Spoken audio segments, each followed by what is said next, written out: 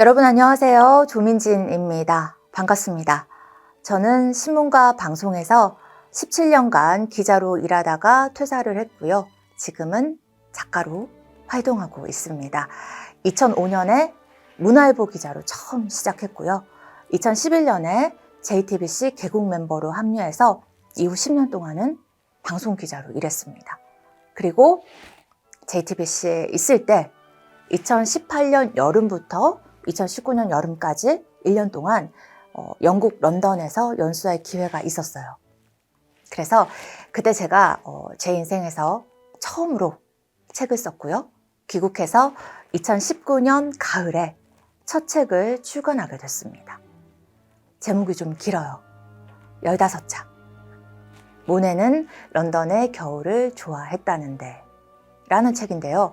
제가 런던 미술관을 다니면서 본 그림들하고 또 런던에서 생활하면서 느낀 것들, 경험한 것들, 그리고 지금껏 해온 일, 기자, 일에 대한 단상들을 비빔밥처럼 한데 모아서 얘기를 풀어간 그런 에세이입니다.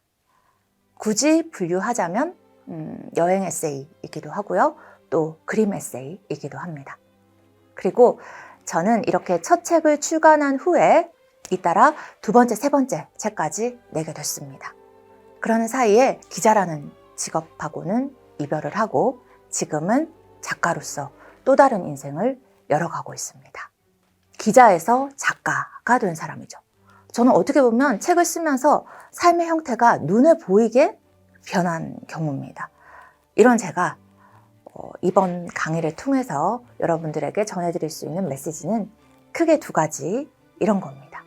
우리는 글쓰기를 통해서 자신을 자연스럽게 드러낼 수 있게 된다는 거 하고요. 그리고 글을 쓰다 보면 실제로 내가 원하는 삶을 살 수 있는 방향으로 스스로도 변하게 된다는 거예요. 글쓰기의 효용은 이렇게 생각보다 꽤 실질적입니다. 여기서 우리가 얘기할 글은 에세이입니다. 에세이는 수필이라고도 하죠. 형식적으로 자유롭고 일상에서 얻는 다양한 경험과 느낌 또 생각을 담는 글입니다. 쉽게 말해서 나를 표현하는 글이 되겠죠. 그래서 사실은 누구나 쓸 수 있습니다. 어른이 된 후로는 나를 표현하는 글을 써본 기억이 없네 라고 하는 경우라도 여러분 어린 시절을 한번 떠올려 보세요.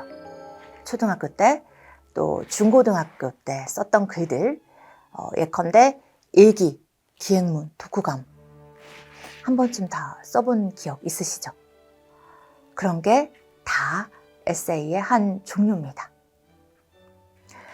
그런데 여기서 중요한 거는요. 지금 이 강의를 들으시는 여러분과 저는 누군가에게 보여줄 수 있는 글, 그러니까 독자를 겨냥한 글을 쓰고 싶어 한다는 거죠. 그것도 기왕이면 좋은 글, 좋은 에세이를 쓰고 싶은 겁니다. 그쵸?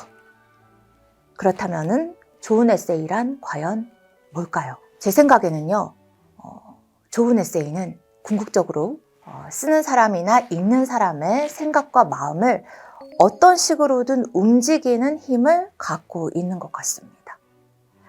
생각과 마음이 움직이면 행동도 달라질 수 있겠죠. 그래서 좋은 에세이를 쓰는 사람, 또 읽는 사람은 크고 작은 변화를 경험할 수 있습니다. 자신의 경험하고 내면을 글로 잘 표현함으로써 나 자신은 물론이고 독자의 생각과 감정, 또 행동에까지도 선한 영향을 줄 수 있다면 우리는 좋은 글을 쓰는 사람이 되는 겁니다.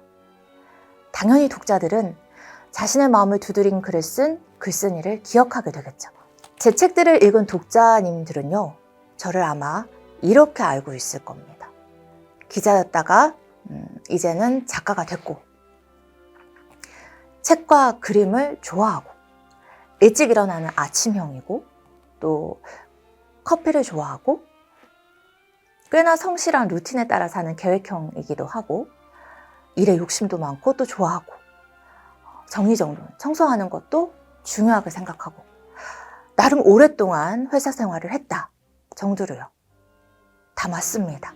만약에 독자님들한테 저라는 사람에 대한 OX 퀴즈를 낸다면 아마도 이 정도 문제는 다 맞출 것 같다는 예상을 하고 있어요. 왜냐하면 저는 글 속에 저의 경험, 생각, 취향을 비롯한 많은 것들을 담았거든요. 에세이는 기본적으로 나를 표현하는 글이고 제 나름대로는 아주 충실하게 글로 제 자신을 표현했습니다. 그리고 제대로 표현하기 위해서 스스로에 대해서 생각해보는 시간도 많았죠.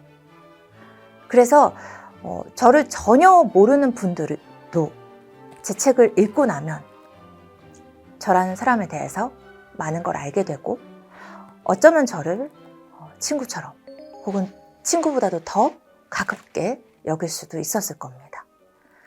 책을 쓰고 실제로 독자님들로부터 그런 피드백을 많이 받았어요. 대부분 와, 우리 정말 많이 닮았어요. 생각이 비슷해요. 라고 공감하는 분들이 피드백이나 후기를 많이 주시는데 어떤 독자님은 저하고 취향이나 성격이 너무 비슷하게 느껴져서 마치 어디 숨어있던 나의 자매가 아닌가 하는 생각까지 들었다고 하시더라고요.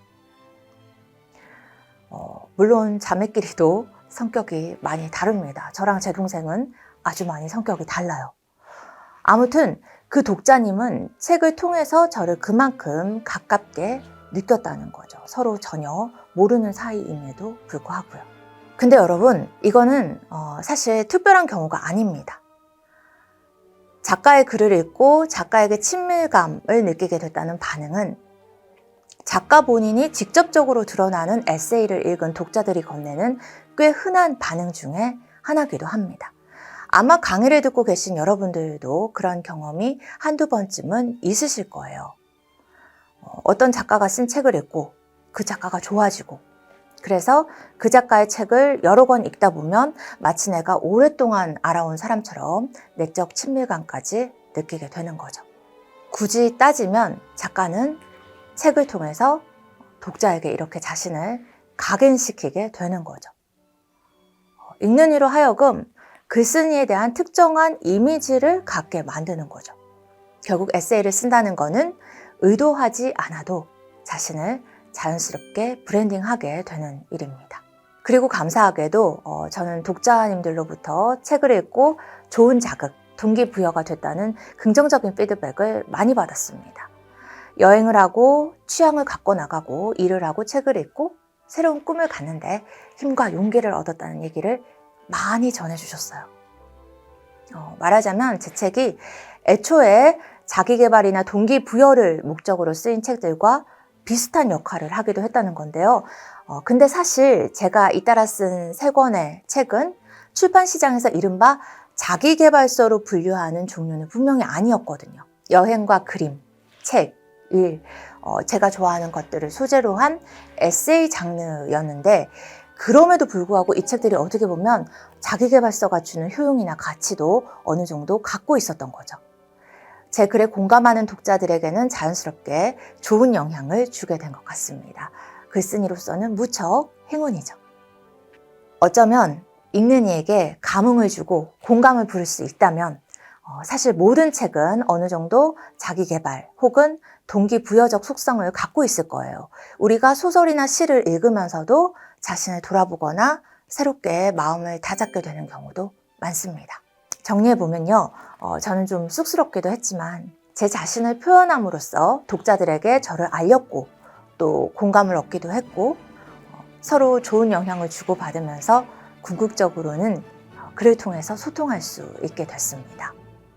결과적으로 글쓰기를 통해서 스스로를 브랜딩할 수 있는 행운을 얻었다는 생각을 합니다. 그래서 지금부터는 이 강의를 선택해 주신 여러분들께 제가 그간의 글쓰기 경험에서 얻은 많은 것들을 차근차근 아주 구체적으로 나눠드리려고 합니다. 여러분께서 강의를 끝까지 다 들으시면요. 저처럼 꼭 뜻깊은 글쓰기 경험을 하실 수 있도록 만들어드려야지 하는 마음으로 준비했습니다. 지금까지 간단한 오리엔테이션 영상이었고요. 그럼 2강부터 본격적인 수업에 들어가겠습니다. 이따 봬요.